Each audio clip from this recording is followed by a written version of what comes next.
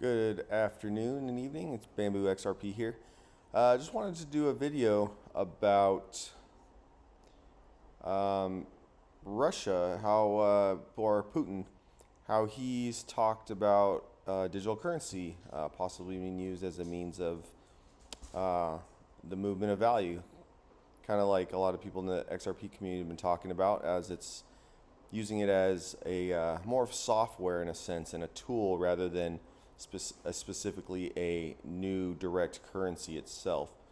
But anyhow, so headline here: Russian President Vladimir Putin addresses digital currency. So if we go down, he kind of talks about how he talks about bitcoins. He doesn't necessarily like bitcoins. He says bitcoins are backed by nothing. This money is backed by nothing.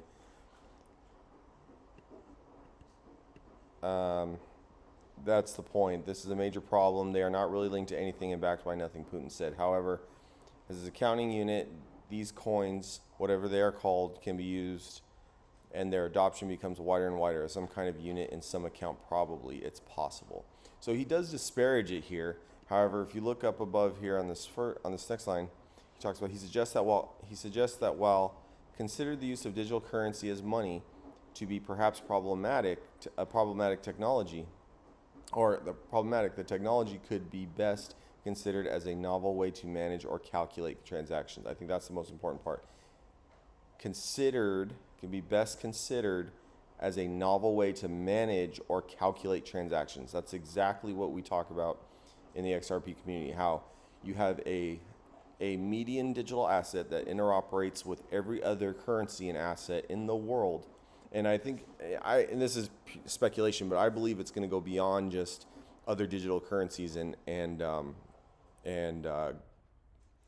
national currencies. I think it's going to go into values of equities and derivatives and all kinds of other things, where we're going to be trading value for value, where everything that has value can be traded, which is what money is essentially, right? It's a representation of something of value. When you work, your job is telling you, hey, this is what we believe your value is. This is what we're going to pay you for your time and energy, your value. When there's some people you can trade products, right? You can, let's say some guy has a TV he doesn't use anymore, and some other guy wants a bicycle. One guy has the bike, one guy has the TV. They both need the other item but don't want the item they have. They trade it. Hey, they traded value.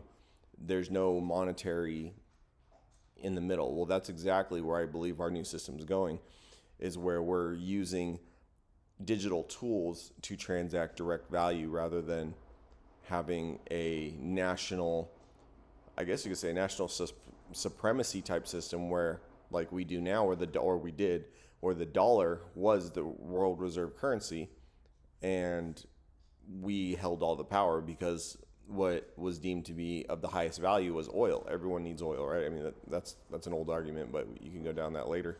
But yeah, that was what we were told was back the dollar was oil, when in reality it was nothing, because they could just print as many dollars as they wanted. So there's that. And we also know that many other countries are trying to join Russia and the other BRICS nations. Well, why is that? If Putin's such a bad guy, and he's who knows, right? I'm sure he's done things in the past. I don't know. But if there's such an evil country and nation, why are so many? And we know China has their problems. Why are so many other nations trying to join BRICS, right? I mean, it's for financial stability ultimately, right? Every nation and every nation's leader should want the stability and security of their own country. So, but here we show that about the gold standard, right? Russia and China to create a BRICS gold standard. Participation in the gold marketplace would facilitate trading among Brazil, India, China, Russia, and South Africa. Trump blames Freedom Caucus for healthcare. Okay, whatever. So there's that. So there's that's already kind of been out there. I think this is an older article, so that was mentioned. So yeah, we know that the BRICS nations are trying to develop a gold type standard, right?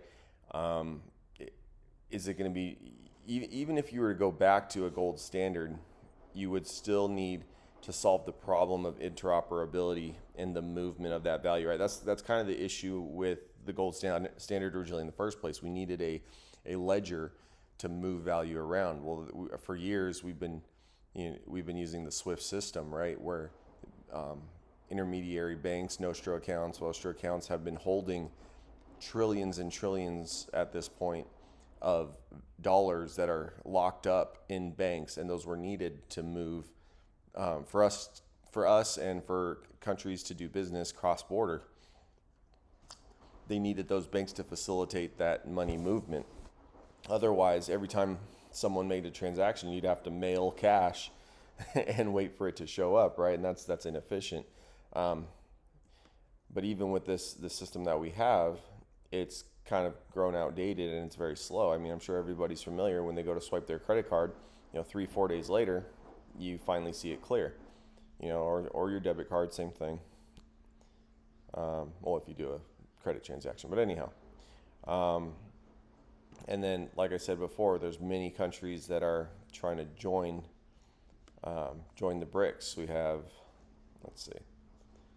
So new candidate countries for BRICS expansion. So we have Algeria, Argentina, Indonesia, Iran, Kazakhstan, Nicaragua, Nigeria. That's all we already said. Nigeria, Saudi Arabia, Senegal, Thailand, and it goes on and on and on and on.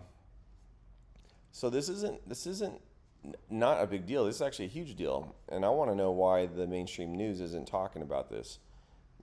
This is a new monetary system. This is going back to the gold standard, but is it directly gold standard? I don't think so. We have these digital assets. They're here.